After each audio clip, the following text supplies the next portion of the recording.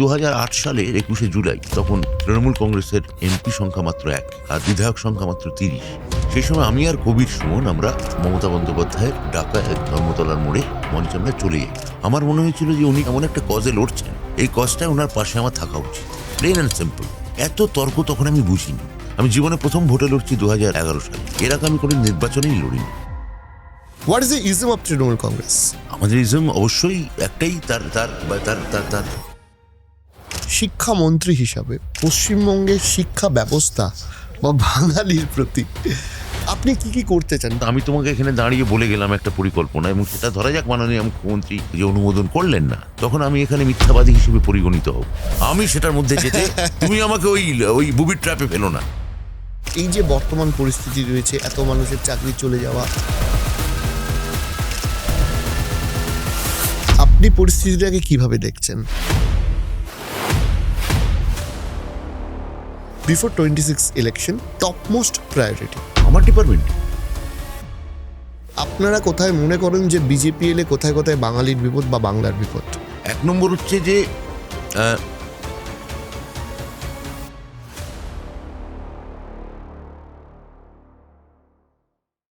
নমস্কার। আজকে যিনি অতিথি, তিনি একদিকে যেরকম নাট্য ব্যক্তিত্ব, একদিকে যেরকম ফিল্ম ডিরেক্টর, একদিকে যেরকম পলিটিশিয়ান কিংবা শিক্ষামন্ত্রী, তার সাথে আর একটা ব্যাপার আছে, সেটা হচ্ছে এই মানুষটার পড়াশোনাটা অসম্ভব লেভেলের। তার সাথে আমরা বিভিন্ন বিষয় নিয়ে কথা বলবো ইতিহাস নিয়ে কথা বলবো, ইজম নিয়ে কথা বলবো, তার দপ্তরের বেশ কিছু বিষয় নিয়ে, অর্থাৎ শিক্ষা দপ্তরের বেশ কিছু বিষয় নিয়ে। তবে অনুষ্ঠান শুরুর আগে আমি কৃতজ্ঞতা এবং ধন্যবাদ জানাই বিরিয়ানিজমকে। Biryanism is a very famous biryani brand. শ্রীরামপুরে যাদের 5 তলা একটি আউটলেট রয়েছে, আর একটি আউটলেট মাহেশে রয়েছে, যেখানে ফ্রি কার পার্কিং অ্যাভেলেবেল রয়েছে। আপনারা যারা বিরিয়ানি লাভার, বিশেষ করে বাঙালির তো বিরিয়ানি প্রেমী, তাদের কিন্তু বিরিয়ানিজম ঘুরে যাওয়ার রিকোয়েস্ট রইল। বিরিয়ানিজমের অ্যাড্রেস শ্রীরামপুর, সবাই চেনেন, তাও আমি ডেসক্রিপশানে দিয়ে রাখলাম।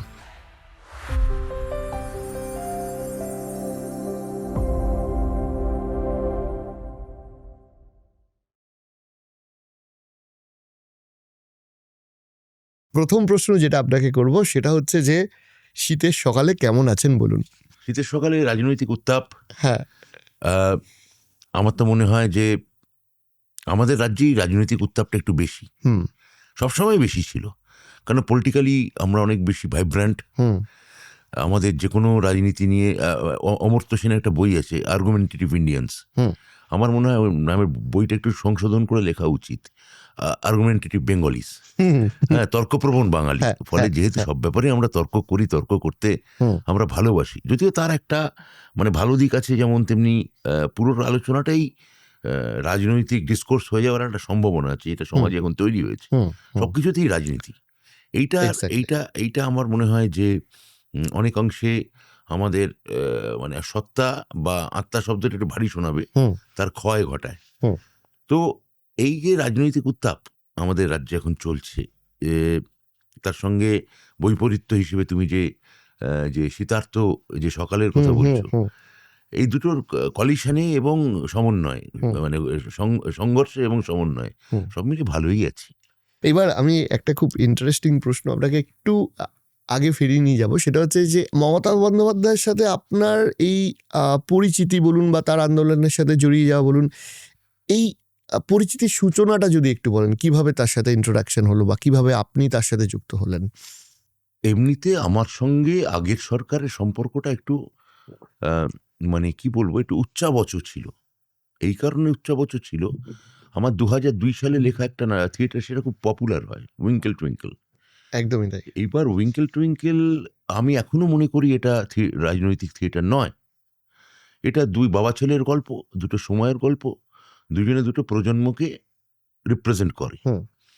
বাট মিডিয়া এটাকে একটা রাজনৈতিক ব্র্যান্ডিং দেয়। আমার ধারণা অনেকেই উইঙ্কেল টুইঙ্কেল দেখে বা না দেখে এটা একটা সিপিএম বিরোধী থিয়েটার, এইরকম একটা তকমা উইঙ্কেল টুইঙ্কেলে গায়ে পড়ে।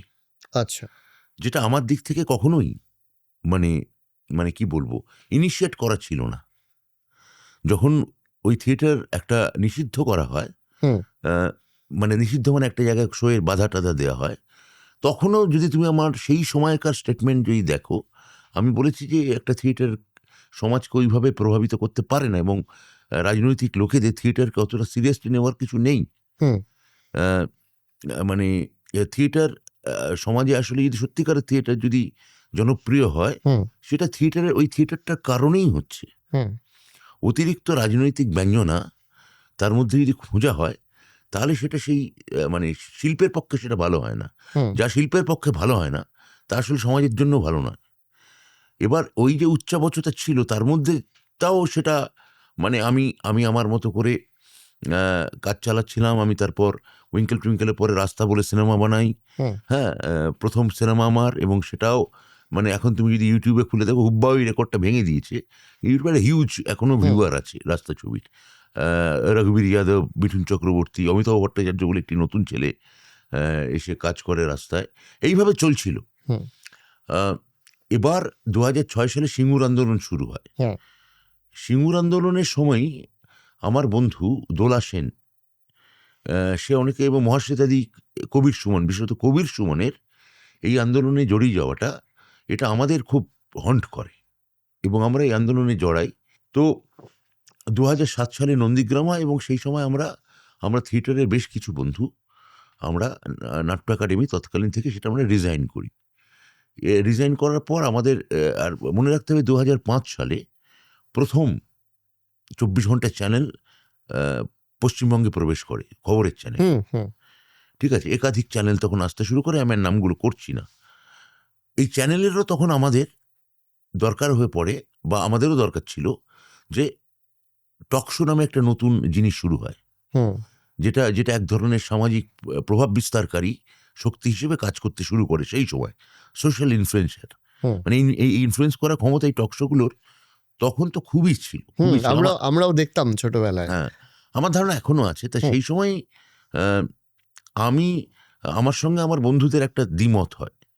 আমার বন্ধুরা বলে যে এ, এই বর্তমান শাসক দলকে চাই না, কিন্তু কাকে চাই সেইটা নিয়ে তারা খুব মানে বলতে চায় না, বা বলতে চায় যে এটা বলা ঠিক হবে না, আমাদের কাজ সেটা নয়। হুম। তারা তাদের দিক থেকে তাত্ত্বিকভাবে ঠিকই হয়তো বলেছিলেন, কিন্তু আমার তাত্ত্বিক মত ছিল যে আমি যখন কাউকে না বলছি, প্যারালালি আমার কাউকে পাশাপাশি হ্যাঁ বলা উচিত। আমি 2006-07 হুম। সালের অনেক হুম। বছর আগের হুম। কথা বলছি, হুম। 7-8 এই সময়। এবং 8 সালে আমি 2000, এবং যখন এগুলো বলছি, এবং সেটা আমি টেলিভিশনে গিয়েও বলতে শুরু করি।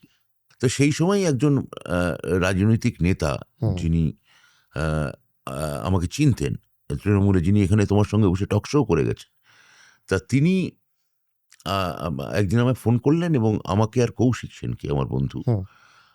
আমাদের সঙ্গে তখনই প্রথম মমতা ব্যানার্জির সঙ্গে উনি আলাপ করালেন। আচ্ছা। এবং 2008 সালের 21শে জুলাই, মনে রাখতে হবে তখন তৃণমূল কংগ্রেসের এমপি সংখ্যা মাত্র 1, আর বিধায়ক সংখ্যা মাত্র 30। সেই সময় আমি আর কবির সুমন, আমরা 21শে জুলাই 2008 আমরা মমতা বন্দ্যোপাধ্যায়ের ডাকা 21শে জুলাইয়ের মঞ্চে, ধর্মতলার মোড়ে মঞ্চে আমরা চলে যাই। আচ্ছা। ওই আমার রাজনৈতিক, মানে আমি সেটা ওই ওই সত্যি কথা বলছি তোমায়, তখনও তার রাজনৈতিক গুরুত্ব আমি অতটা বুঝতে পারিনি। আমার মনে হয়েছিল যে উনি ডাকছেন, এবং উনি এমন একটা কজে লড়ছেন, হুম। এই কজটায় ওনার পাশে আমার থাকা উচিত। প্লেন অ্যান্ড আচ্ছা। সিম্পল। যে মানুষের ওপর গুলি চলেছে, মানুষ জমি হারাচ্ছে, এর কত ফসলি জমি, তা ইচ্ছুক কে, অনিচ্ছুক কে, এত তর্ক তখন আমি বুঝিনি। ওকে। হ্যাঁ, এটা শালি জমি না এটা ধানি জমি। আমার মনে হয়েছিল যে হুম। যে আন্দোলনটা অনেক মানুষ, বিশিষ্ট মানুষরা যুক্ত হয়েছেন, এবং যেটা জননেত্রী যে নেতৃত্ব দিচ্ছেন, হুম। এই কজটা আমার থাকা উচিত। হুম। তো 21শে জুলাই, ওই যে দিনটার কথা আমি পার্টিকুলারলি তোমায় বলছি, সেদিন আরও অনেকে যাওয়ার কথা ছিল, আমি তাদের নাম করছি না, অনেক বিশিষ্ট মানুষ। তারা সকালবেলায় জানিয়ে দেন যে তারা যেতে পারছেন না। একমাত্র কবির সুমন, তিনি আমায় বলেন যে এরা তো যাবে না বলছে আগের দিন রাত্রে, আমি আর তুমি কিন্তু যাবো। আমি না, হ্যাঁ কবির, আমি যাবো, আমরা যখন কথা দিয়েছি আমরা যাবো, আমাদের থাকতেই হবে ওনার পাশে। এবার পরদিন গিয়ে ওনার বাড়িতে যাই, এবং ওনার সঙ্গেই আমরা গাড়ি করে আমরা ব্রিগেড মঞ্চে যাই। আচ্ছা, মানে সরি ধর্মতলা। ধর্মতলার মোড়ে যাই। হুম। এবার ওই আমার রাজনৈতিক, তুমি বলতে পারো যে আমার গায়ে ছাপ পাওয়াই প্রথম লাগলো। মানে আমি কোনোদিন কলেজ জীবনেও আমি কোনোদিন ভোটে লড়িনি। আমি জীবনে প্রথম ভোটে লড়ছি 2011 সালে। হুম। এর আগে আমি কোনোদিন নির্বাচনেই লড়িনি। আমার এখনো মনে আছে তখন স্টার আনন্দের যে এক্সিট পোল হয় সেখানে দেখাচ্ছিল যে আপনি হারছেন। মমতা বন্দ্যোপাধ্যায় ফোনে বলেছিলেন সম্ভবত সুমন দেখেই যে আমি ভুল হতে পারি, আমার রিডিং কোনো ভুল হতে পারে না, কালকে ব্রাত্য জিতছে। আমার এখনো মনে আছে, এটা ভোটের আগের দিনকার কথা বলছি। আসলে লড়াইটা না একটা হিস্টোরিক্যাল লড়াই। হুম। মানে একটা 34 বছরের রেজিম শেষ হচ্ছে হুম। এবং সংসদীয় গণতান্ত্রিক পদ্ধতিতেই শেষ হচ্ছে। হ্যাঁ, আরেকটা নতুন যুগ আসতেই যাচ্ছে। তো ওই সময়টা এখন ফিরে তাকালে আমার মনে হয় প্রায় একটা চেকোভিয়ান, মানে একটা চেকবের ব্যাপার আছে। একটা যুগ চলে যাচ্ছে আর একটা যুগ আসছে, একটা সময় চলে যাচ্ছে একটা সময় আসছে। এটা ওই 2011 ভোটটা আমার মনে হয় সেই সন্ধিক্ষণ, যেখানে একটা নতুন যুগের সূচনা হচ্ছে। এটা তুমি যেটা বলছো এটা একদম ঘটেছিল। আমাকে ওই চ্যানেল আমাকে বলে যে আমি হেরে যাবো, হতেই পারে, মানে তাদের এক্সিট সমীক্ষায় পোল যেটা এক্সিট এসেছিল, পোল যেটা এসছে তারা সেটাই বলেছেন। তো নেত্রী উনো মানে শি ইজ ভেরি প্যাশনেট। না না, আমি এটা আপনাকে জিজ্ঞেস করতাম যে আপনার চোখে মমতা বন্দ্যোপাধ্যায়। না, মমতা বন্দ্যোপাধ্যায়কে সম্পর্কে কথা বলতে গেলে তার রাজনৈতিক দর্শনটাকে আগে আমার মনে হয় আমাদের কি বুঝি আমি সেটাকে একটু তোমাকে সঙ্গে শেয়ার করা দরকার। একটা জিনিস মাথায় রাখতে হবে যে মমতা বন্দ্যোপাধ্যায়কে অনেকেই লেফটিস্ট বলেন, আমরাও বলি, যে এখন এই বামপন্থা শব্দটার মানে কি এখানে। আমি বামপন্থা মানে আজকে ধরা যাক যে 64 সালে সিপিআই ভেঙে সিপিএম হচ্ছে, কিন্তু দুটো পার্টিরই আদি অঙ্গীকার ছিল দেশে বিপ্লব করার। বিপ্লব তারা করতে পারেননি। এবার কমিউনিজমের এক ধরনের সংজ্ঞা পরিবর্তন হয়েছে 89 সালের পরে, বার্লিন দেওয়াল ভেঙে যাওয়ার পরে বা সোভিয়েত উঠে যাওয়ার পরে। হ্যাঁ, চীন সম্পূর্ণভাবে ওরা একটা নতুন কয়েন বার করেছে, চীনা অর্থনৈতিক তাত্ত্বিকরা, যে সমাজতান্ত্রিক বাজার অর্থনীতি। এটা এটা এটা চীনের টাকার রং দেখবো না কোথা থেকে আসছে, টাকা এলেই হলো। মানে বেড়ালের রং দেখার দরকার নেই, ইঁদুর ধরলেই হলো। ঠিক আছে, তো এইটা তো চীনের ব্যাপার, কিন্তু এটা তো গোটা পৃথিবী জুড়েই এক ধরনের ভাঙচুর হয়েছে। এবং ওইদিকে ল্যাটিন আমেরিকান যে বামপন্থা উঠে এলো, সেটা আবার সোভিয়েতের যে ডেমোক্রেটিক সেন্ট্রালাইজেশন, এই polit bureau, central committee, zonal committee, local committee, এই তত্ত্বটাকে ভেঙে দিল। ওরা একটা নতুন বাস্তব, ওদের বাস্তব অনুযায়ী তাদের নিজস্ব বামপন্থার একটা মডেল তৈরি করলো। আমি মমতা বন্দ্যোপাধ্যায়কে এই বামপন্থার মডেল হিসেবে দেখতে চাই। মানে মাথার উপর একজন সম্মোহনী নেতা বা নেত্রী। তুমি ফিদেল কাস্ট্রোর কথা ভাবো, বা এমনকি মাদুরো, যাকে আমেরিকা এখন ধরে নিয়ে চলে গেল, হ্যাঁ, হুগো সাভেজ। মাথার উপর একজন জননেতা বা নেত্রী, মাঝখানে একটা নড়বড়ে পার্টি বা সংগঠন, এবং তলায় আম জনতা। ঠিক আছে, তাহলে আবার কিন্তু মনে রাখতে হবে নেত্রীর আশাটা, মানে মানে রাজনৈতিক উত্থানটা হয়েছে ভারতের জাতীয় কংগ্রেস, তাদের সূতিকাগারে। এবার সেইটা যদি হয় তাহলে সেই কংগ্রেসের দুটো আদি বিষয় হচ্ছে, এক হচ্ছে সমাজতন্ত্র, নেহরুভিয়ান সমাজতন্ত্র, এবং দুই হচ্ছে কংগ্রেসের সেকুলারিজম। নেহেরু বা গান্ধী বা প্যাটেল, এরা যেহেতু প্রত্যেকে বিদেশে পড়াশুনো করেছিলেন, ওরা ওই লিবারাল ডেমোক্রেসির যে ধারণা, এটাই তো আমাদের ভারতবর্ষ আনতে চাইলেন। হ্যাঁ, যে আমরা কোনো মানে এটাকে ভারতীয় পাকিস্তান বানাবো না। ভারত ভারত, পাকিস্তান যদি মোল্লাদের দেশ হোক, আমাদের দেশটা পুরোহিতদের দেশ হবে না। এইটাই ছিল ওনাদের মডেল। এই যে সেকুলারিজমের ধারণা এবং সমাজতন্ত্রের ধারণা, তার সঙ্গে যদি আমি প্লাস ল্যাটিন আমেরিকান বামপন্থা ইকুয়াল টু তৃণমূল কংগ্রেস, তাহলে তৃণমূল কংগ্রেসের নিজস্বতাটা কি? সেটা হচ্ছে এই আঞ্চলিক বাঙালিয়ানা। অর্থাৎ তৃণমূল কংগ্রেস বা মমতা বন্দ্যোপাধ্যায়ের রাজনৈতিক দর্শন দাঁড়িয়ে আছে একটা লড়াই, একটা স্ট্রিট ফাইট, একটা আন্দোলন, তার সঙ্গে সেকুলারিজম এবং তার সঙ্গে বাঙালি অস্মিতা। এই তিনটে যোগফল বলতে হবে তৃণমূল কংগ্রেস এবং মমতা বন্দ্যোপাধ্যায়। শিক্ষামন্ত্রী হিসাবে পশ্চিমবঙ্গের শিক্ষা ব্যবস্থা বা বাঙালির প্রতি আপনি কি কি করতে চান? মানে কোন কোন জিনিসগুলো ভবিষ্যতের জন্য প্রয়োজন আপনার মনে হয়? আমার যে খুব নিজস্ব এই নিয়ে কোনো পরিকল্পনা আমি তোমাকে শেয়ার করতে পারবো, কিছু নিশ্চয়ই আছে, সেটা আমি পারবো না। এক কারণ হচ্ছে এটা এটা পুরোটাই আমাকে কথা বলতে হবে আমাদের মাননীয় মুখ্যমন্ত্রীর সঙ্গে। অর্থাৎ আমি তোমাকে এখানে দাঁড়িয়ে বলে গেলাম একটা পরিকল্পনা, এবং সেটা ধরা যাক মাননীয় মুখ্যমন্ত্রী ধরা যাক যে অনুমোদন করলেন না, তখন আমি এখানে মিথ্যাবাদী হিসেবে পরিগণিত হব, হুম ঠিক আছে, বা ভুয়ো প্রতিশ্রুতি দায়ক হুম হিসেবে চিহ্নিত হব। হুম সেইটা আমি চাইছি না। আমার যে পরিকল্পনা আছে আমি সেটা আমার কাজের মধ্যে দিয়ে বলতে চাই। হুম মুখ্যমন্ত্রী যদি অনুমোদন করেন, আমাদের কিভাবে কাজ হয়, সেই মুখ্যমন্ত্রী কিছু জিনিস বলেন যে তুমি করো এটা। আমাদেরও যদি দপ্তরে কোনো সুপারিশ থাকে বা কোনো কাজ করার ইচ্ছে থাকে, সেটা আমরা তার কাছে প্রস্তাব পাঠাই। মুখ্যমন্ত্রী সেটা হয়তো ক্যাবিনেটে ফেলেন বা নিজে তার মতামত জানান, আমাকে ব্যক্তিগতভাবেও জানান। যাকে বলে আমলাতন্ত্র এখানে সক্রিয় থাকে, ঠিক আছে। তো এখানে আমি একটা কথা তোমায় বলে দিলাম, এইটা আমার প্ল্যানিং, তারপর সেটা হলো না। হ্যাঁ, তখন হলো এই যে, তো সেটা আবার পরবর্তী ক্ষেত্রে কোনো রাজনীতিক কোনো টক শোয়ে তুলে নিয়ে বলবো এই তো উনি ওই কথাটা বলেছিলেন, সেটা হয়নি। সেটা তো হয়নি। ধর মেরে বেটাকে ধর। আমি সেটার মধ্যে যেতে তুমি আমাকে ওই বুবির ট্র্যাপে ফেলো না। আপনি মানে আপনি একটা চরম বিতর্কিত সময়ে দায়িত্ব নিয়েছেন, আবার পুনর্বহাল। এখন তো অনেক স্মুথ হয়ে গেছে, হ্যাঁ, অনেকটা। আরো কিছু আমাদের এই নিয়োগটা যদি করে ফেলতে পারি। আমি এইটাই বলছি যে এই যে ধরুন নিয়োগ নিয়ে যে বিতর্ক চলছে, এই যে বর্তমান পরিস্থিতি রয়েছে, এত মানুষের চাকরি চলে যাওয়া, আবার এসএসসি, আপনি পরিস্থিতিটাকে কিভাবে দেখছেন? আমি পরিস্থিতিটাকে দেখছি যে এটা আমি নিমিত্ত মাত্র।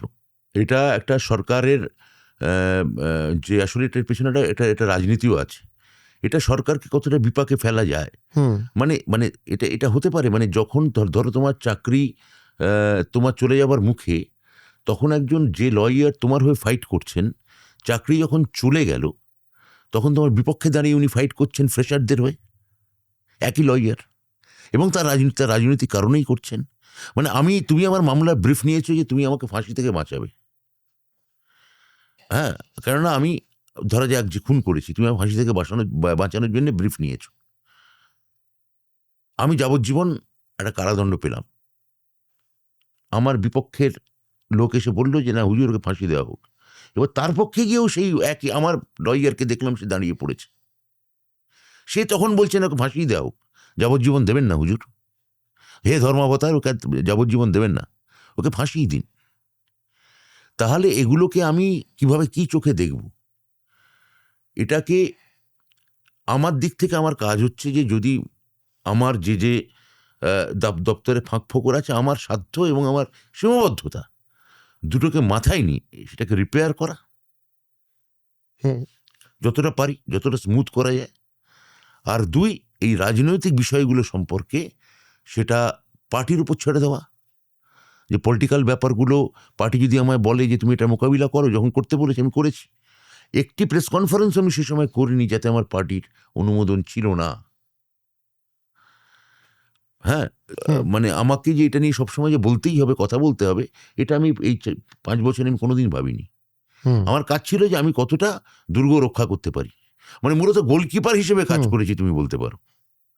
আমি খুব স্ট্রাইকার হতে চাইনি। বিফোর 26 ইলেকশন, টপমোস্ট প্রায়োরিটি আমার ডিপার্টমেন্টের অবশ্যই এই ছেলেদের, যে যোগ্য যে চাকরি প্রার্থী আছে তাদের সম্মানজনক পুনর্বাসন দেওয়া, সামাজিক অবমাননার হাত থেকে তাদের রক্ষা করা, এবং নতুন যারা চাকরি আবেদন করছেন তারা যাতে সুন্দরভাবে চাকরিতে জয়েন করতে পারেন সেটাকে এনশিওর করা। আপনি দীর্ঘদিন এই তৃণমূলের সাথে যুক্ত, আপনি বলছিলেন আজ থেকে ধরুন যখন একটা রাজনৈতিক দলকে মাপা হয় তখন তার ইজম বা তার এথিক্সটাকে নিয়েও ভাবা হয়, ঠিক আছে? নিশ্চয়ই। আমরা যদি বিজেপির যেমন একটা নির্দিষ্ট ইজম আছে, তোমার বা আমার পছন্দ হতেও পারে, নাও হতে পারে। হ্যাঁ, what is the ism of Trinamool Congress? আমাদের ইজম অবশ্যই একটাই, তার স্লোগানটা হচ্ছে মা মাটি মানুষ। আসলে তার ভেতরে লুকিয়ে রয়েছে মা মাটি মানুষ মানে হচ্ছে অসাম্প্রদায়িকতা প্লাস বামপন্থা প্লাস বাঙালি অস্মিতা, এই তিনটের যোগফল। ওরা ওটাকে বলবে গণতন্ত্র, সমাজতন্ত্র আর উন্নয়ন। বিজেপি হলে বলবে ওটাকে হিন্দুত্ব, রাম মন্দির, হিন্দু রাষ্ট্র। হ্যাঁ, সাভারকারের হিন্দুত্ব, গোলওয়ালেকারের আমাদের হিন্দু রাষ্ট্র এবং মানে হিন্দু আধিপত্যবাদ। আমাদের ঠিক তার উল্টো মডেলে আমাদের রিজুম চলছে। এই যে সিপিএম কেন সিপিএমের সঙ্গে আমাদের কোথায় তফাৎ ঘটে যাচ্ছে? সিপিএম এর পুরো নাম হচ্ছে ভারতের কমিউনিস্ট পার্টি, মার্ক্সবাদী। তার মানে আসলে মস্কোতে একটা আদি কমিউনিস্ট পার্টি আছে, আমরা তার ব্রাঞ্চ, শাখা। ওরা যতক্ষণ না ভারতীয় কমিউনিস্ট পার্টি হয়ে উঠতে না পারছে, তাহলে সেখানে কিন্তু আমাদের সঙ্গে ওদের কোনো বিরোধ নেই। ওরা চীনের সঙ্গে ভারতের যুদ্ধে 62 সালে চীনকে সমর্থন করছে, যে প্রসঙ্গে তেনালির কনভেনশন হচ্ছে, ভেঙে যাচ্ছে 64 সালে, পার্টি ভাগ হচ্ছে। এই প্রশ্নগুলো ক্লিয়ার করতে হবে। আঞ্চলিকতা মানে ওর কাছে কি? এক সময় মেধা পাটেকারের আন্দোলনকে তাদের সর্বভারতীয় সম্পাদক বলেছিলেন এর পেছনে সিআইএ আছে। এই যে আঞ্চলিক যে জায়গাগুলো, লোকায়ত জায়গাটাকে যে বোঝা, এটা সিপিএম কতটা বুঝেছে, নাকি এর পেছনে এক ধরনের ব্রাহ্মণ্যবাদ কাজ করেছে, যার ফলে মতুয়াদের সঙ্গে ডিলিংয়ে বা মাদ্রাসায় আসলে জঙ্গি আতুর ঘর, এই ধরনের কথা ওদের সর্বোচ্চ নেতা বলেছেন। কিন্তু ওদের একটা কাউন্টার আর্গুমেন্ট আছে, সেটা হচ্ছে ইজম বা তত্ত্বের কোনো দেশ হয় না। লাইক নিউটনের থিওরির যেমন কোনো দেশ হয় না, মাধ্যাকর্ষণ পৃথিবীর প্রতিটা কোণাতে কাজ করে, সত্যি ঠিকই বলেছে। কমিউনিজমের কোনো দেশ হয় না, সেই জন্য আমরা ভারতীয় কমিউনিস্ট। না, কিন্তু যে কমিউনিজমের কোনো দেশ হয় না, কিন্তু একটা দেশ থেকে তো এটা শুরু হয়েছে। 17 সালে রুশ বিপ্লব থেকেই যে কমিউনিজম গোটা পৃথিবীতে ছড়ায়। লেনিনবাদ এবং 25 সাল থেকে স্তালিনবাদ। লেনিনবাদের শুরু আমরা বলতে পারি 17 সাল, 25 সাল থেকে আমরা বলতে পারি স্তালিনবাদের সূচনা। এটা তো একটা দেশকে কেন্দ্র করেই গড়ে উঠেছে, তারপর ছড়িয়েছে। পূর্ব ইউরোপের যে স্যাটেলাইট তৈরি হওয়া, এটা স্তালিনের সময় ছড়ায়, লেনিনের সময় ওটা ছড়ায়নি। লেনিন মূলত সোভিয়েতকে সংগঠিত করতেই, সোভিয়েত তৈরি করতেই ব্যস্ত ছিলেন। আজারবাইজানকে নিয়ে নেওয়া, লিথুয়ানিয়াকে নিয়ে নেওয়া, মানে আমাদের আমাদের আমাদের এই লিথুয়ানিয়ার পাশের যে 3টে দেশ, লাটভিয়া আর এস্তোনিয়া, এদের এদের এদের এদের নিয়ে সোভিয়েত তৈরি করতে ব্যস্ত ছিলেন। তাহলে একটা দেশ থেকেই তো শুরু হচ্ছে। ইজমের কোনো দেশ হয় না, এটা আমি একমত, যে কিন্তু ওটা একটা দেশ থেকে উদ্ভূত। কখনোই কেন মানে মানে তার স্তালিন তার মেয়ে সেতলানাকে তার যে বিয়েতে আগাগোড়া প্রথম বিয়েতে আপত্তি জানিয়ে গেছেন, তার কারণ হচ্ছে স্বামী ছিলেন ইহুদি। এগুলো তো সেতলানা নিজে লিখেছেন। তাহলে একটা দেশ থেকে উদ্ভূত, কিন্তু সেখানে ইহুদি, যে কমিউনিস্ট ইহুদি, তাকে তার রাষ্ট্রনায়ক শ্বশুর মেনে নিতে পারছে না, শুধুমাত্র ইহুদি বলে। হ্যাঁ, এইগুলো তো হয়েছে। জাতীয়তাবাদের প্রশ্নে এই যে আজকে যে এই যে জর্জিয়ার সঙ্গে রাশিয়ার এক ধরনের মানে সম্পর্ক স্থাপন হয়েছে এবং ইউক্রেনের সঙ্গে হলো না, মনে রাখতে হবে স্টালিনের উৎস হচ্ছে জর্জিয়া আর ট্রটস্কির উৎস হচ্ছে ইউক্রেন। তাহলে আজকে এই সোভিয়েতের সঙ্গে ইউক্রেনের যুদ্ধ আসলে ওই সময় থেকেই প্রবাহিত, এবং সেটা আঞ্চলিকতার প্রশ্নে, স্বাজাত্যাভিমানের প্রশ্নে, আমি কোন ভাষা ব্যবহার করব। স্তালিন যে মানে তিনি যে ট্রায়াল করলেন, তার একটা বড় কারণ হচ্ছে স্তালিনের আঞ্চলিক জর্জিয়ার উচ্চারণ। সেটা নিয়ে মস্কোর কমিউনিস্ট পার্টির লোকেরা একটু ব্যাঙাত, যে একটু পাড়াগাইয়া, একটু গ্রাম থেকে আসছে, হ্যাঁ, একটু মুচির বাড়ির ছেলে। স্তালিন এগুলো সব বুঝতেন, এবং তিনি যখন ওই ট্রায়াল শুরু করলেন, তিনি একে একে কামিনফ থেকে শুরু করে লাস্টে লাভরেন্তি বেরিয়া পর্যন্ত খতম হয়ে গেল। হ্যাঁ, তো এগুলো কিন্তু ওর ভেতরের ওই আঞ্চলিক উৎস থেকে উঠে আসছে। ইজমের কোনো দেশ হয় না, কিন্তু আঞ্চলিকতাবাদও থাকে। তৃণমূল মানে কোন দিকের party? Rightist, leftist, centre left? আমি লেফটের তৈরি করা রাইটিস্ট লেফটিস্ট মডেলে আমি যাব কেন? এই অনেকেই আমি দেখি আমাদের পার্টির মাঝে মাঝে বলেন যে আমরা ডানপন্থী পার্টি। এটা তো লেফটের দেওয়া মডেল, আমি এই মডেলটা নেব কেন? আমরা মানবতাবাদী দল, আমরা মামাটি মানুষ, আমাদের খুব সহজে একটা লোকায়ত স্লোগান, ভাই যারা ব্যঙ্গ করছেন করুন, আমাদের একটা সহজিয়া লোকায়ত স্লোগান। এটার পেছনে ডানপন্থা তুমি আমায় বলো তো লালন, ধরা যাক মামাটি মানুষের একটা জীবন্ত ম্যাসকট হচ্ছে লালন ফকির, তিনি ডানপন্থী না বামপন্থী? আমরা বিভূতিভূষণ বন্দ্যোপাধ্যায় ডানপন্থী লেখক না বামপন্থী লেখক? কিশোর কুমারের গান ডানপন্থী না বামপন্থী? তো সবকিছুকে আমি ডানপন্থা বা বামপন্থার মডেলে আমি দেখবো কেন? হ্যাঁ, রামমোহন লোহিয়া উনি নিজেকে বলতেন সোশ্যালিস্ট, তার শিষ্য মিনু মাসানি, হ্যাঁ, তার মিনু মাসানি বলতেন যে আমি সোশ্যালিস্ট প্লাস গান্ধীবাদী। তাহলে একটা আমাদের এটা বহু রকমের দর্শন, বহু রকমের তত্ত্ব আমাদের এখানে ভারতবর্ষে এসে মিশেছে। এই সমস্ত দর্শন, সমস্ত তত্ত্বের যেটা ভালো দিক সেটা আমাদের নিতে হবে। আমি যদি বিজেপির মতো কেবলমাত্র এই হিন্দুস্তান চাপাতে যাই তাহলেই বিপর্যয় হবে। শুধুমাত্র ডানপন্থা বামপন্থার যদি আলোকে আমি দেখি, সেই বিপর্যয় আমি আমার দেশে এবং রাজ্যে টেনে আনতে বাধ্য। তাত্ত্বিকভাবে আপনারা কোথায় মনে করেন যে বিজেপি এলে কোথায় কোথায় বাঙালির বিপদ বা বাংলার বিপদ? না, বাঙালি সংস্কৃতিরই বিপদ আমি বলবো, বাংলার বিপদ, বাঙালির বিপদ। এক নম্বর হচ্ছে যে মমতা বন্দ্যোপাধ্যায় যে প্রকল্পগুলো চালান, তুমি আমায় বলতে পারো যে বিজেপিও তো সেই প্রকল্পগুলোই চালায় অনেকাংশে বিভিন্ন রাজ্যে। আমার মনে হয় যে মমতা বন্দ্যোপাধ্যায়ের ক্ষেত্রে যেটা বাড়তি অ্যাডেড হয়ে যায়, যেটা বিজেপি পেরে ওঠে না, সেটা হচ্ছে মমতা বন্দ্যোপাধ্যায় যদি কাউকে ধরা যাক যে কিছু দেন, তার সঙ্গে তার একটা একজন হৃদয়ের স্পর্শ থাকে। মানুষ ওই হৃদয়ের স্পর্শটা বুঝতে পারে যে কাকে কিভাবে দেওয়া হচ্ছে, অনুগ্রহ হিসেবে দিচ্ছি না প্রাপ্য হিসেবে দিচ্ছি, কি হিসেবে দিচ্ছি। মানুষ এটা ফিল করে যে বিজেপি যখন এসে কিছু দিচ্ছে কোনো রাজ্যে, এখানে এটা ভাই আমি বা প্রতিশ্রুতি দিচ্ছে, এর পেছনে একটা অনুকম্পা এবং অনুগ্রহ মিশে আছে। মমতা বন্দ্যোপাধ্যায় যখন দেন তখন তাকে সেই মানে ওই ভাতের মাড়ে বা ওই কন্যাশ্রী মেয়েটির সাইকেল চালানোর টায়ারের ওই কাঁচা ওই মাটির গন্ধের মধ্যে ওখানে মমতা বন্দ্যোপাধ্যায়ের হাতের স্পর্শ যে কোথাও আছে, ব্যক্তিগত ওই টাচটা, ওটা আমার মনে হয় যে বিজেপির সঙ্গে ওইখানে আমাদের প্রথম এবং প্রধান ফারাক। আচ্ছা, এটাও তো হতে পারে যে তুমি পুরো উত্তরটা নিলে না, যাক বলো।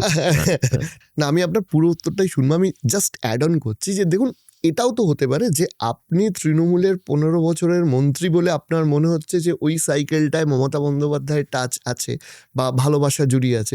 হয়তো কেউ বিজেপি সমর্থক সে ভাববে যে মোদিজির ভালোবাসা জড়িয়ে আছে, এটাও তো হতে পারে। ওটা তো সাবজেক্টিভ, কেউ ভাবতে পারে। আমি তার ভাবনায় কোনো অসুবিধে দেখব না, কিন্তু দেখা যাচ্ছে যে 10,000 টাকাটা বিহারে ঘোষণা করতে হয় ইলেকশনের ঠিক আগে। আমাদের এই প্রকল্পটা কিন্তু গত 5 বছর ধরেই চলছে। ঠিক আছে, এটা একটা দিক। এটা দ্বিতীয়ত, বাংলা বা বাঙালির ক্ষেত্রে আমি ওগুলো ছেড়ে দিচ্ছি। মানে আমি যদি গুজরাটে গিয়ে ধরা যাক যে গুজরাটি বিখ্যাত লেখক, হ্যাঁ, বা গুজরাটি বা সাউথে গিয়ে আমি যদি ইউ.আর. অনন্ত মূর্তির পুরো নাম করতে যাই, আমি অনেক সময় গুলিয়ে ফেলতে পারি উচ্চারণে। এই গন্ডগোলটা আমি মনে করি না যে খুব মারাত্মক কিছু, কিন্তু এরা শিখতে চান না। এই নামটা করার মধ্যে যে আমি যে বলবো না, এর পেছনে বাংলা বা বাঙালিয়ানা সম্পর্কে এক ধরনের অশ্রদ্ধাবোধ আছে। আমার ধারণা সেটা হচ্ছে গভীর হীনমন্যতা থেকে সে অশ্রদ্ধাবোধটা উঠে আসছে, যে একসময় যে ইন্টেলেকচুয়ালি বাঙালি ডমিনেট করেছিল। এই যে সেদিন একজন স্ট্যান্ড আপ কমেডিয়ান, সে বাঙালিদের নিয়ে অনেকগুলো মজা করেই কথা বললাম, ভালোই লেগেছে, আমার অসুবিধা লাগেনি, কারণ তার মধ্যে একটা মজা ছিল। কিন্তু এই মজার পেছনে আসলে একটা জাতিগত হীনমন্যতা আছে। তুই এত রবীন্দ্রনাথ বলিস কেন রে? তোরা তো সত্যজিৎ রায় নিয়ে কি এসে যা, এই যে নোবেল পেয়েছিস, যে প্রায় সবকটা বাঙালি, হ্যাঁ, এইটা নিয়ে এত মাতামাতি করার কি আছে? আমাদের তো তোরা ব্যবসা কি করতে পেরেছিস? আমরা ব্যবসা করতে পেরেছি। ও তোরাই লিখিস, তোরা একটু অলস, তোরা একটু কুঁড়ে, হ্যাঁ, এবং তোদের ভাষাটা একটু মানে একটু সুললিত, একটু কাব্যিক, এইগুলোকে ওরা মূলত এখন ঠাট্টা করতে চায়। এটা আমাদেরও গণ্ডগোল আছে। আমরাও এক সময় মানে যখন মানে আমরা সুপ্রিম ছিলাম, তখন আমরা ওড়িয়াদের অন্য সম্বোধনে ডেকেছি, মারোয়ারিদের অন্য সম্বোধনে ডেকেছি, বিহারিদের লঘু সম্বোধনে ডেকেছি। হ্যাঁ, আমার এক বন্ধু তো বলেছিল যে গোর্খাল্যান্ড আন্দোলন শুরু হয়েছে মাত্র 2টো শব্দ থেকে। কি বলে? থাপা আর বাহাদুর। মানে বাঙালি হয়তো বেড়াতে গেছে, একটা লোক সে হয়তো ওখানে ডাক্তার, তাকে ডাকছে থাপাই দাঁড়াও, বা চার্টার অ্যাকাউন্টেন্ট তাকে বলছে বাহাদুরি দাঁড়াও। হ্যাঁ, এই যে দৃষ্টিভঙ্গিটা, এটা এখন অনেক আমরা শুধরে গেছি। আমাদের এটা হয়েছে মমতা ব্যানার্জির জন্যে, কেননা সেটা একটা আমাদেরও একটা ধারাবাহিক। ওই যে আমরা সিপিএমের মতো উচ্চমন্য পার্টি নই। মানে ব্রাজিলে কেন বাঘের প্রজনন হচ্ছে না, এটা তৃণমূল কংগ্রেস বলতে পারবে না, এটা সিপিএম পারবে। বা কিউবায় বা ভেনেজুয়েলায় নিকোলাস মাদুরোকে যখন ভেনেজুয়েলায় যখন অপহরণ করা হলো, তখন মাদুরের উপর শুয়েছিলেন না পাপোসের উপর শুয়েছিলেন, এই তথ্য তৃণমূলের হাতে নেই। এটা এই সকল বামপন্থী পার্টিরা খুব ব্যাখ্যা করে বুঝিয়ে দিতে পারবে যে গুজরাটে যখন কচ্ছ প্রদেশে, সেখানে অ্যাকচুয়ালি কোথায় কোথায় পরিবেশের প্রাকৃতিক ক্ষয় হচ্ছে, সবই জানে। এই যে পৃথিবীতে সব জানা, এটা আমরা নই। আমরা কিছু জানি, অনেকটাই জানি না, জানতে চাই। হ্যাঁ, এবার তুমি বাংলা দখল করতে চাইছো, বাংলায় ভোট করতে চাইছো, এসআইআর করছো, এসআইআরে তুমি এতগুলো নামকরা লোককে তুমি দাঁড় করিয়ে দিচ্ছ এসআইআর শুনানির তালিকায়, আর রাজ্যের বাইরে যেখানেই বাংলা বলছো সেখানে তোমাকে মেরে, বাংলা বললেই মারছে এবং বলছে তোমায় পুশব্যাক করিয়ে দেবো। এবং যাকে মারছে সে কি ধর্মে মুসলিম না, হিন্দু হলেও মারছে। তাহলে হিন্দু বা মুসলমানটা ফ্যাক্টর নয়, ফ্যাক্টর হচ্ছে বাঙালিকে বাঙালি নয়, বাঙালি হলেই পেটাও। তা এইটা নিয়ে, এই মানসিকতা নিয়ে তুমি বাংলায় যে তুমি আসছো, এটা, এবং এখানে তুমি যে তোমাদের যে লোকাল যে এজেন্ট যারা এখানে তোমরা তৈরি করেছো, যারা বাঙালি হয়তো, কিন্তু তারা হয়তো দিল্লির দিকে তাকিয়ে রাজনীতি করে বা নাগপুরের দিকে তাকিয়ে রাজনীতি করে। আমরা তো ভাই রাজনীতিটা করি হরিশ চ্যাটার্জি স্ট্রিটের দিকে তাকিয়ে ভবানীপুরে। এইখানেই মূল ফারাক, যে তুমি যে আমায় জানতে চাইছো যে এই এদের সঙ্গে আপনাদের মানে কোথায় ফারাক। ওই যে থার্ড যে এলিমেন্টটা আমি বললাম, সেকুলারিজম প্লাস বামপন্থা প্লাস বাঙালি অস্মিতা, এইখানে ওদের সঙ্গে আমাদের একটা দুস্তর ফারাক ঘটে যাচ্ছে। সেকুলারিজমের পক্ষে সঙ্গে বা সেকুলারিজমের প্রশ্নে বা বামপন্থার প্রশ্নে সে ফারাক তো আছেই। এবার একটা প্রশ্ন করি, সেটা হচ্ছে যে পিওর পলিটিক্স, বাঙালির তো এখনো অনেক কিছু করা বাকি রয়েছে, মানে অনেক দিকে আমরা এখনো আরো বেশি সাফল্য পেতে পারি বলে আমার ব্যক্তিগতভাবে মনে হয়। যেমন ব্যবসা হতে পারে, টেকনোলজি হতে পারে, আরো ইত্যাদি ইত্যাদি। আপনার কি মনে হয় যে কোন কোন জায়গাগুলোতে আমরা, শুধু আমি তৃণমূল আমল বলছি না, আমি বলছি বিগত 50 বছরে ল্যাক করেছি, যে হয়তো আমরা জিডিপি বা পার ক্যাপিটা এগুলোতে অনেকটা পিছিয়ে গেছি অন্যান্য বহু স্টেটের থেকে। যখন আমরা ধরুন একটা সময় মহারাষ্ট্রের সাথে জিডিপিতে তো আমরা দেখা যাচ্ছে যে কেন্দ্রের থেকে আমরা এগিয়ে, অ্যাভারেজ গ্রোথে আমরা এগিয়ে। আমি তোমার এই প্রতিপাদ্যটা আমি মানবো কেন? না, আমি বলছি যে টোটাল জিডিপিতে যখন একটা সময় আমরা মহারাষ্ট্রের সাথে কম্পিট করতাম, তারপরে বাম আমল এসছে, তারপরে তৃণমূল আমল এসছে, আমরা এখন মহারাষ্ট্রের বা এই ধরনের স্টেটগুলোর থেকে বেশ কিছুটা পিছিয়ে, আমরা সম্ভবত র্যাঙ্ক 5 বা 6 হব। তা কোন কোন জায়গাগুলো আপনি মনে করেন যে সরকারি দিক থেকে? এটা তো সেই মাসুল সমীকরণ নীতি, অ্যাগনি অফ ওয়েস্ট বেঙ্গল, রণজিৎ রায়ের লেখা বিখ্যাত বই। সেইখান থেকে শুরু করতে হবে, কোথায় বাংলা বা বাঙালিকে খাওয়াতে নিয়ে যাওয়া হয়েছে, কোথায় বাংলা বা বাঙালিকে মারতে মারতে নিয়ে যাওয়া হয়েছে। ঠিক আছে, আমি তো তুমি এই যে তুলনাগুলো করছো, আমি বলবো যে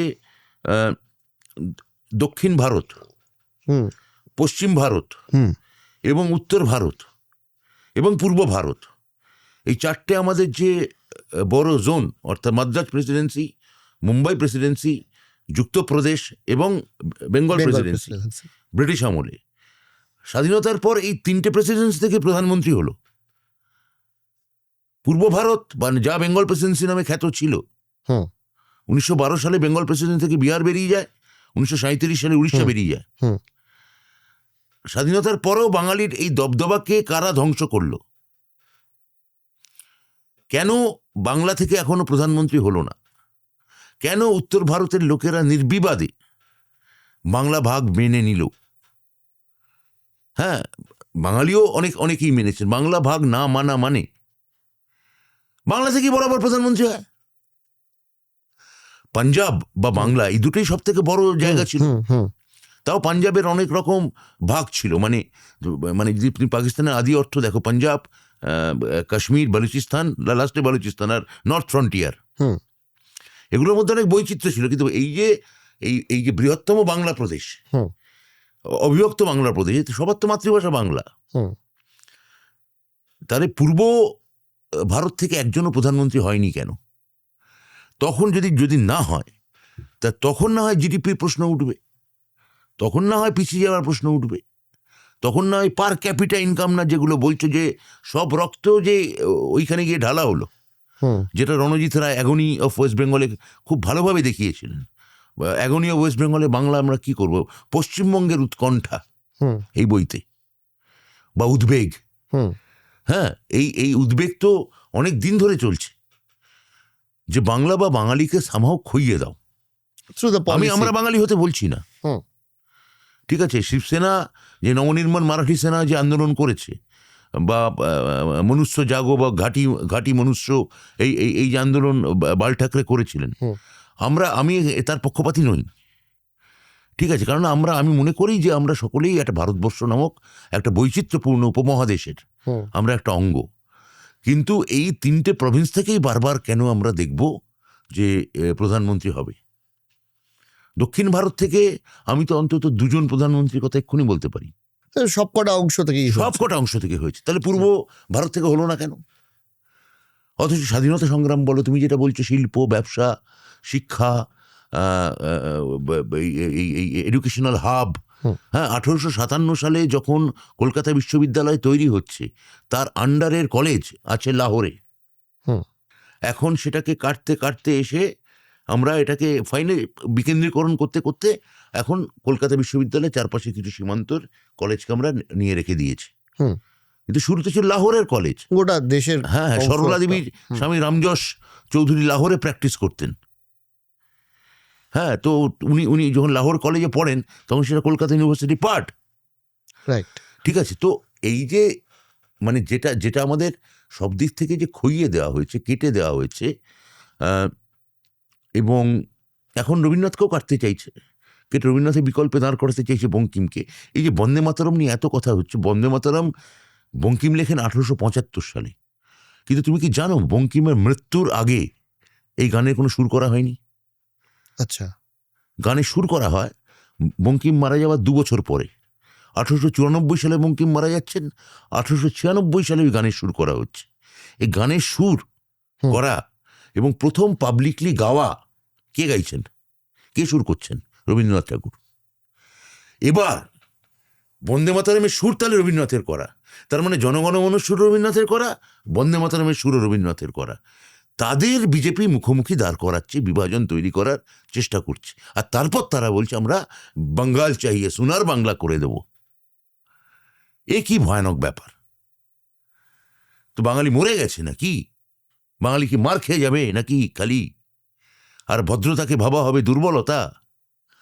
একটু, হ্যাঁ ঠিকই, আমরা নবীনচন্দ্র সেনের উত্তরাধিকারী, আমরা রঙ্গলাল বন্দ্যোপাধ্যায়ের উত্তরাধিকারী, খালি রবীন্দ্রনাথ মধুসূদন নয়, হেমচন্দ্র বন্দ্যোপাধ্যায়ের উত্তরাধিকারী।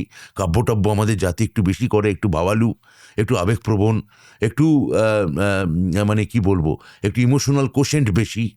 হ্যাঁ, তাই বলে তুমি আমাকে এইভাবে মানে বুক ডলা দিয়ে যাবে, হ্যাঁ, রগড়ে দেবে, রগড়ে দেওয়া এত সহজ এ হবে না।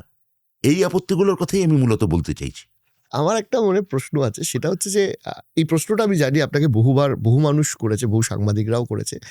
সেটা হচ্ছে যে দীর্ঘ প্রায় 15 বছর মন্ত্রিত্ব, রাজনীতি, তার সাথে তার বহু আগে থেকে নাটকের সাথে আপনি যুক্ত। কোন জীবনটা বেশি এনজয় করছেন, রাজনৈতিক ব্রাত্য বসু নাকি নাট্যকার ব্রাত্য বসু? না, রাজনৈতিক বা নাট্যকার, আমি তো থিয়েটার মানে নাটক লিখি, এখনো থিয়েটার করছি না, ছবি বানাচ্ছি পরপর, অভিনয় করছি পরপর। তো আমার এই জীবনটা যে মানে এই জীবনটা প্রবাহিত হয়েছে। আমার প্রাক যে তুমি সরকারি যে পরিচয়ের কথা বললে, তার প্রাক জীবনটা কিন্তু প্রবাহিত হয়ে গেছে। তার মধ্যে অতিরিক্ত আমার একটা রাজনৈতিক পরিচয় বা সরকারি পরিচয় সেটা যুক্ত হয়েছে। তাহলে যেটা আগে থেকে ছিল সেটা তো আমার মধ্যে ছিলই, তার সঙ্গে একটা অতিরিক্ত মানে দায়িত্ব বা মাত্রা যুক্ত হওয়া। সেটা আমার মাননীয় মুখ্যমন্ত্রী, তিনি আমাকে এই কাজের দায়িত্ব তিনি দিয়েছিলেন 2011 সালে, সেটা এখনো চলছে। এই দুটোর মধ্যে আমি হঠাৎ ফারাক আমি করবো কেন? মানে যেটা আমার মধ্যে আছে হুম পার্থক্য আমি এটা করতে যাবো কেন, এটাই তো আমি বুঝতে পারছি না। যেটা আমার মধ্যে আছে হ্যাঁ। আমি তাকে সেপারেট করবো কেন? অর্থাৎ তুমি বলতে চাইছো যে আর্টিস্ট সেলফ হুম এবং পলিটিক্যাল সেলফ, হুম হুম এই দুয়ের মধ্যে কোনটা বেটার? হ্যাঁ, এটাই- কোনটা আপনি বেশি কমফোর্টেবল ব্যক্তিগতভাবে? মানে আপনার মনে হয়েছে আমি অনেক বেশি স্বাচ্ছন্দ্য, নাকি দুটোই? দুটো তো বটেই, কারণ গোড়ার আপনি দিকে হ্যাঁ। হলে তোমায় যদি গোড়ার দিকে বলতাম তাহলে সঙ্গে সঙ্গে তোমায় উত্তর দিয়ে দিতাম হ্যাঁ যে আর্টিস্ট হিসেবে আমি স্বচ্ছন্দ। কিন্তু এখন আমি বলতে পারছি না, আমি দুটো দুটো দুটো সত্তাতেই আমার এক ধরনের মিলমিশ এবং স্বাচ্ছন্দ্য তৈরি হয়েছে, এবং একই সঙ্গে অস্বাচ্ছন্দ্যও তৈরি হয়েছে, কেননা দুটোই খুব কঠিন কাজ। আপনাকে আরেকটা, আপনার যে আরেকটা সত্তা যেটার জন্য আমরা চিনি, নাট্যকার, বর্তমান বাংলাতে নাটক, এই নাট্যশিল্প, আপনার কি মনে হয় যে এটা এই মুহূর্তে শুধুমাত্র একটা এলিট ক্লাসদের মধ্যেই রয়ে গেছে, নাকি এর একটা গোটা সমাজে একটা গুরুত্বপূর্ণ ছাপ এখনো ফেলতে পারে? এখনো ফেলতে পারে। থিয়েটার কোনোদিন এলিট ক্লাসের ছিল না। 1872 সালে যখন বাংলায় প্রথম পাবলিক থিয়েটার তৈরি হলো, হুম। এর মূল কথা কি ছিল? মূলত 4 জন মিলে তৈরি করেছিলেন। ফিফথ ম্যানটা গিরিশচন্দ্র, হুম 4টে লোক কে? অর্ধেন্দুশেখর মুস্তাফি, ধর্মদাস সুর, অমৃতলাল বসু আর এই নগেন্দ্রনাথ বন্দ্যোপাধ্যায়। আরেকজন ছিল ভুবন মোহন নিয়োগী, সে টাকা পয়সা দিত, সে মানে অভিনেতা ছিল না। এদের মূল কথাটা কি ছিল? এদের মূল কথা হচ্ছে থিয়েটারটা এলিট হয়ে গেছে, মানে কেবলমাত্র বাবুদের জমিদারদের বাড়িতে থিয়েটারটা হয়, সেখানে বাঙালি মধ্যবিত্তকে এটা ঢুকতে দেয় না। হুম ঠিক আছে? আর ওরা কি বলতো, বাবু থিয়েটারের লোকেরা কি বলতো, মানে জমিদার বাড়ির লোকেরা কি বলতো, ওইসব এইসব কেওড়া মেথর বাগদি এরা কি করে থিয়েটার দেখতে পারে? থিয়েটার দেখার তো বোধই তৈরি হয়নি। এবার অর্ধেন্দুশেখর মুস্তাফি থিয়েটার দেখতে, নগেন্দ্রনাথ বন্দ্যোপাধ্যায় এরা মিলে এই পাথুরিয়াঘাটা রাজবাড়িতে, জোড়াসাগর রাজবাড়িতে যান হুম। থিয়েটার দেখার জন্যে। নগেন্দ্রনাথের একটা আলাদা পরিচয় আছে, সেটা হচ্ছে যে আমাদের বিখ্যাত গায়িকা সুচিত্রা মিত্র, তার বোধহয় দাদু বা দাদুর বাবা, ঠাকুরদা বা ঠাকুরদার বাবা।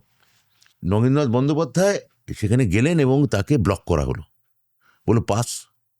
নগেন্দ্রনাথ বন্দ্যোপাধ্যায় বললো পাস নেই, বললেন বার করে দেওয়া হলো, স্ট্রেট গো টু গিরিশচন্দ্র ঘোষের বাড়ি। হুম। ঠিক আছে, গিরিশ বললো ওইসব বাবুদের ওইসব ফুটানি আমার জানা আছে, আমরা এই বাগবাজারে আমরা থিয়েটার নিজেরা তৈরি করব।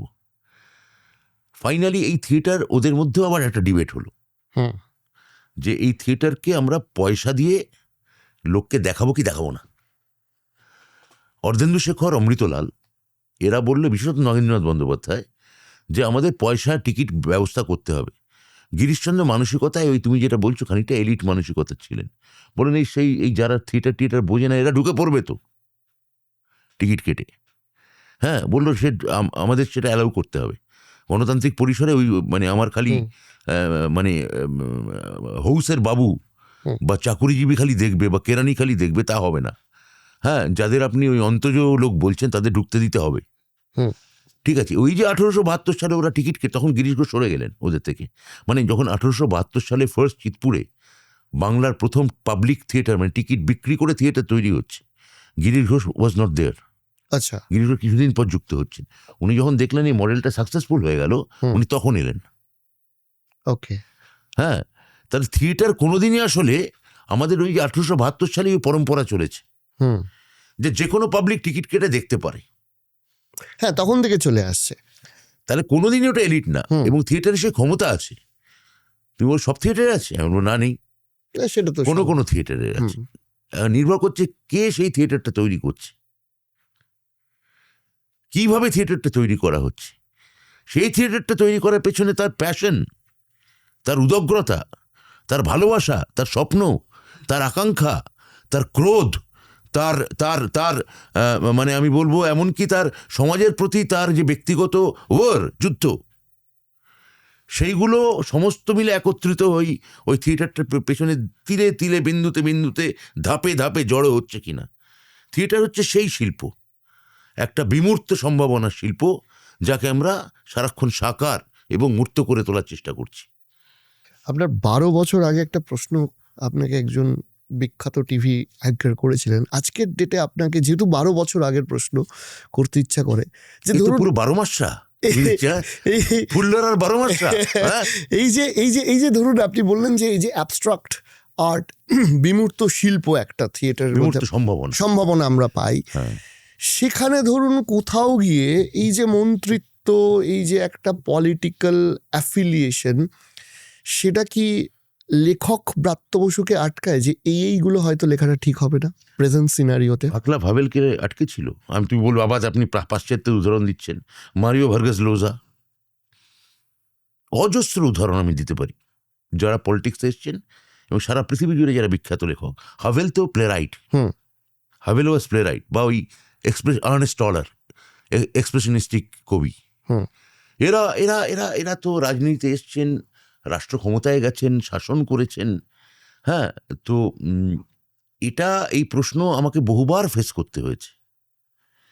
ঠিক আছে, আমি এই প্রশ্ন আর জরুরি বলে মনে করি না, কেননা এই প্রশ্নের উত্তর আমি আগে বহুবার দিয়েছি যে আমার ক্ষেত্রে কখনো কোনো, আমি অন্তত ভেতরে তুমি যেটাকে বলছো যে শৈল্পিক আড়ষ্টতা, আর্টিস্টিক কোনো একটা বাধা, যার সঙ্গে আমার দৈনন্দিনতা বা দৈনন্দিন বাধ্যবাধকতার কোনো একটা সংঘর্ষ হচ্ছে, রাজনৈতিক বাধ্যবাধকতার সঙ্গে কোথাও ধাক্কাধাক্কি হচ্ছে, আজ অব্দি হয়নি।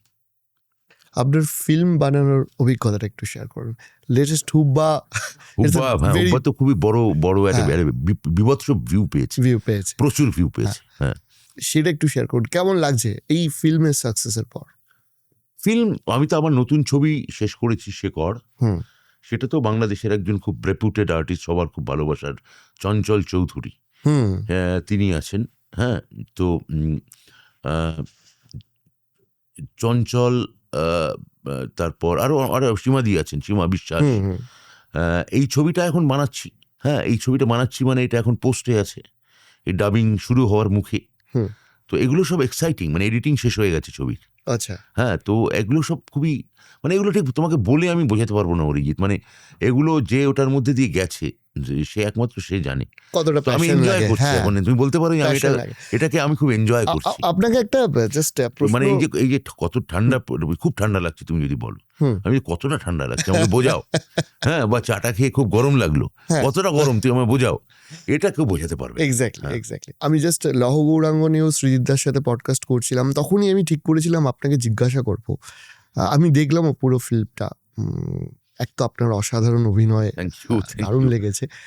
আপনার চোখে শ্রী চৈতন্য একজন হিস্টোরিক্যাল ফিগার, একজন ধর্মীয় ফিগার, আপনি এত চর্চা করেছেন, আপনার চোখে কি মনে হয়? না, চৈতন্য বাংলায় প্রথম জাতপাত ভেঙে অসাম্প্রদায়িকতা আনলেন। মানে চৈতন্য ইসলামকেই কাউন্টার করছিলেন ওই সময়, এবং উনি বুঝতে পারছিলেন যে ইসলামের মধ্যে সেই সময়কার আধুনিকতা লুকিয়ে আছে, যে তুমি যখন কোন ঈশ্বরকে ডাকবে, তুমি কোন গোত্র বা কোন বর্ণ থেকে এসছো সেটা ফ্যাক্টর হবে না। তুমি মসজিদে সবাই পাশাপাশি দাঁড়াতে পারো, তুমি বড় লোকের ছেলে না রিক্সাওয়ালার ছেলে, এই ফারাক দেখা হবে না। তুমি ব্রাহ্মণ বাড়ির ছেলে নাকি তুমি শূদ্র বাড়ির ছেলে, এই পার্থক্য করা হয় না। ইসলামের মধ্যে সেই সম্ভাবনা সেই সময় ছিল, এবং সেই জন্যেই ইসলাম একটা, মানে আমাদের এখানে তখন যে মূল হিন্দু এবং বৌদ্ধ সংঘর্ষ হচ্ছে, দেখবে পূর্ব ভারতেই একমাত্র কনভার্সন রেট বেশি হয়েছে, কেননা তারা কেউ হিন্দু থেকে হয়নি। এই যে ঘর ওয়াপসি বলে, যদি সত্যিকারে ঘর ওয়াপসি করতে হয় তাহলে মুসলিম থেকে বৌদ্ধ হয়ে হিন্দুতে যেতে হবে। এই একটা অপশব্দ এখানে ব্যবহার করা হয়, নেড়ে, এটা তো বৌদ্ধদের নেড়া। আচ্ছা, ওইখান থেকে শব্দটা আসছে। ঠিক আছে, এটা চৈতন্য বুঝতে পেরেছিলেন যে এই মানে বৌদ্ধ ধর্ম থেকে এবং হিন্দু ধর্ম থেকে এই যারা অন্তজ মানুষ, অবহেলিত মানুষ, মার খাওয়া মানুষ, সমাজে পিছিয়ে পড়া মানুষ, এদের মানে ধর্মীয় বদল, রূপান্তর ঘটছে, তারা ধর্ম পরিবর্তন করছে। চৈতন্য হচ্ছে প্রথম লোক যিনি এটাকে হিন্দু ধর্মের পক্ষ থেকে, হিন্দু শব্দটা তখন আসেইনি, তখন বৈষ্ণব ধর্ম, হিন্দু শব্দটা তো ব্রিটিশদের অবদান।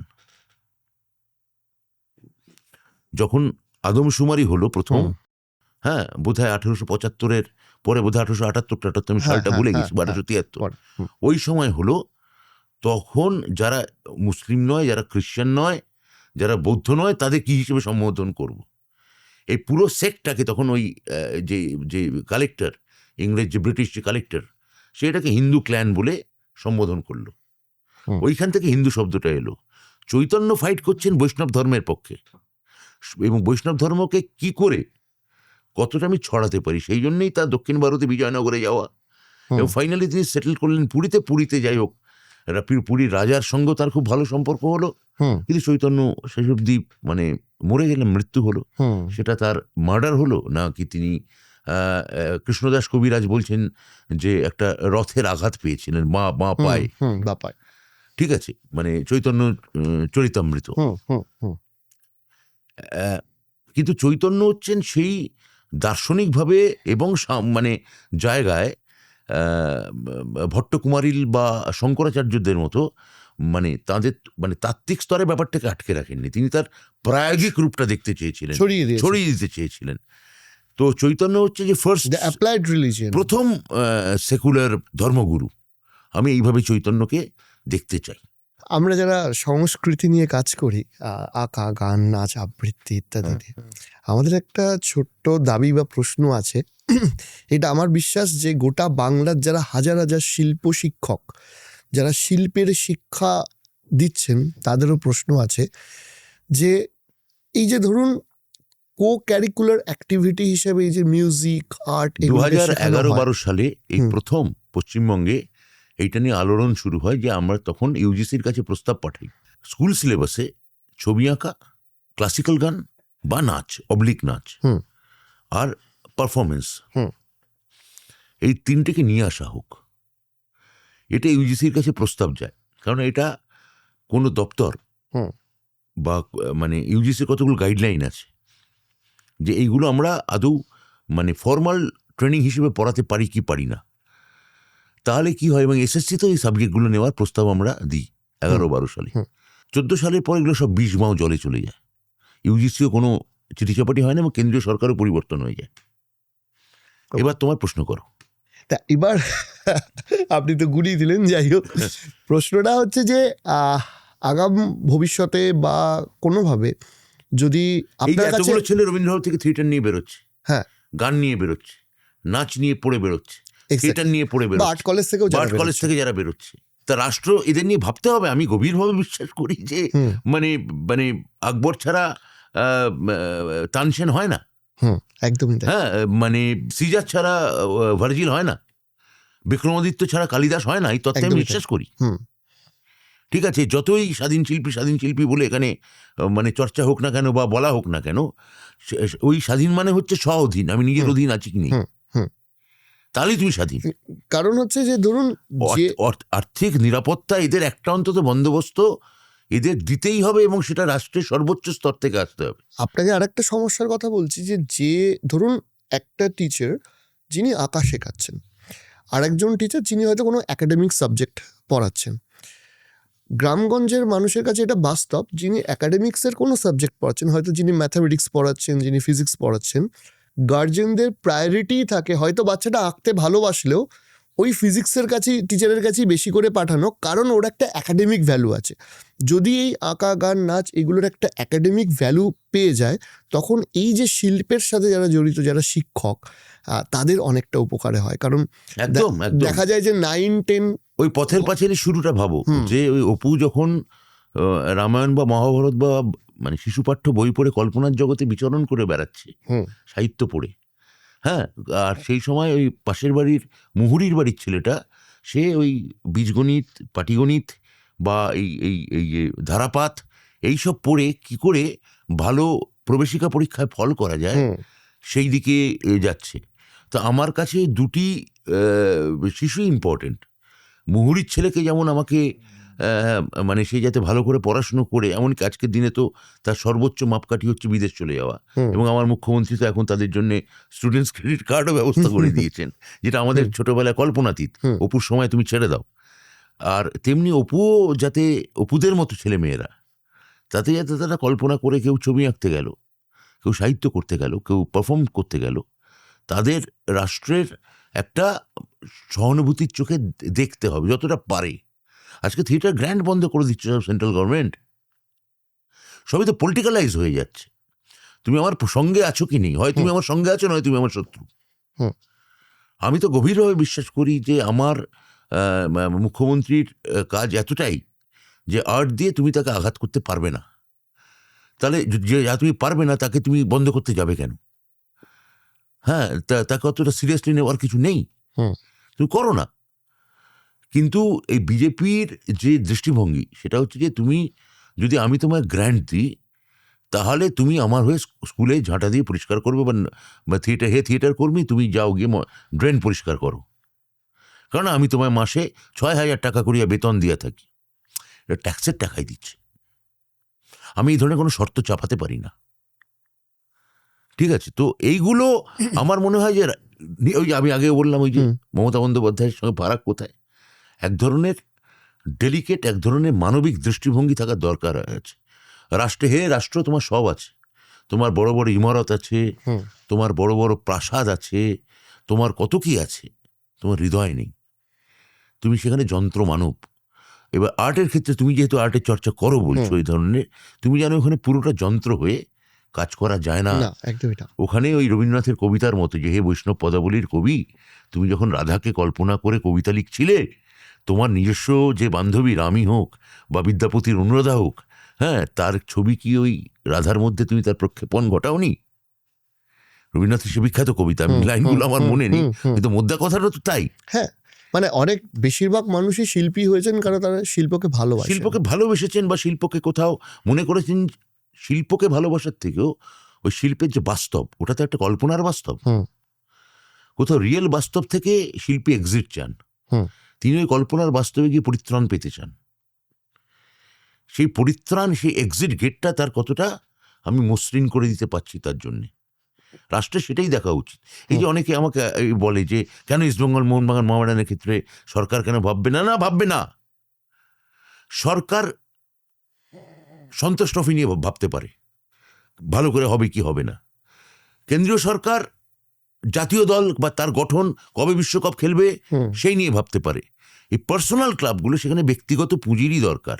ব্যক্তিগত পুঁজি সেখানে, যেগুলো প্রাইভেট ক্লাব, এখানে ব্যক্তিগত পুঁজির ইনভেস্টমেন্টটা প্রপার হচ্ছে কিনা এইটা সরকার একটা তদারক করতে পারে। তেমনি একজন শিল্পীর ক্ষেত্রে তার যাতে ও যে এই যে বাস্তব থেকে একটা কল্পনার বাস্তবে ঝাঁপ দিচ্ছে, যে বাস্তবটা আরো সুন্দর চারপাশের বাস্তবের থেকে, ওই সৌন্দর্যের পৃথিবীতে সে যাতে খুব মানে তার কোনোদিনই সেই যাওয়াটা মসৃণ হবে না, একটু যাতে মসৃণ হয়, রাষ্ট্রের সেইটা দেখা উচিত। দুর্ভাগ্যের বিষয় যে সেটা রাষ্ট্র দেখতে চায় না। তখন মানুষ নানা রকম আত্মরক্ষার রাস্তা খোঁজে, বর্ম খোঁজে, সে একটু প্রবলেমেটিক ইন্ডিভিজুয়াল হয়ে যায়। প্রবলেমেটিক ইন্ডিভিজুয়াল হয়ে যাওয়ার পর সে আত্মরক্ষা করতে চায়, সে তখন তার নতুন সে গায়ে বর্ম চড়ায়, খোলস বার করে তার নতুন রূপান্তর হয়। সে ফিনিক্স পাখির মতো কখনো উড়ে যেতে পারে আর্টিস্ট, আবার কখনো সে ওই একই জায়গায় থম মেরে বসে ভাবতে পারে জীবনানন্দের সেই প্যাঁচার মতো। চমৎকার, ধরা যাক দু একটা ইঁদুর এবার। তথাপি বাংলার আপামর শিল্পীদের তরফ থেকে আপনার কাছে আমাদের একটা রিকোয়েস্ট রইল যে যদি কিছুটা প্রায়োরিটি আপনাদের তরফ থেকে করা যায় তাহলে সেটা ভালো হয়, কারণ সত্যি তাদের প্রয়োজন। আমরা এই উদ্যোগ নিয়েছিলাম তো, বললাম তো তোমায়, এবং এই উদ্যোগ আমি নেওয়ার এখনো পক্ষে, অনেকটা হয়েওছে, এবং আমার ধারণা এটা করতে হবে। এবং কিভাবে, আমি ওই জন্য বললাম তোমায় আমি কোনো প্রতিশ্রুতি দেবো না, এটা সে ভুয়ো প্রতিশ্রুতি হয়ে যাবে। কিন্তু তুমি আমার কথা শুনে নিশ্চয়ই বুঝতে পারলে যে এটা আমাকে ভাবায়, এটা আমাকে হন্ট করে। আপনি নিজেও একজন শিল্পী, সোকল্ড, আমাকে অনেকে পলিটিশিয়ান বলবে, কেউ শিল্পী বলবে, কেউ, আমি ওই মাঝামাঝি কিছু একটা। অনেক ধন্যবাদ আমাদের শোতে আজকে আসার জন্য। আমি তোমার শো অনেক দেখেছি, আমি আমার বেশ কিছু রাজনৈতিক লোকের সহকর্মিত্ব দেখেওছি, তার বাইরে তুমি অকাল টকাল নিয়ে অনেকগুলো শো করেছো, সেগুলো আমার খুব ভালো লেগেছে। Thank you for calling. পরে কিন্তু আপনাকে আরো আসতে হবে আমাদের প্রশ্নগুলো নিয়ে। আজকে ইচ্ছা না থাকলেও সময়ের একটা তো বহমানতা আছে, সেই সূত্র ধরেই আজকে শেষ করতে হচ্ছে। অনেক ধন্যবাদ, কৃতজ্ঞতা। থ্যাংক ইউ, নমস্কার, সবাইকে নমস্কার।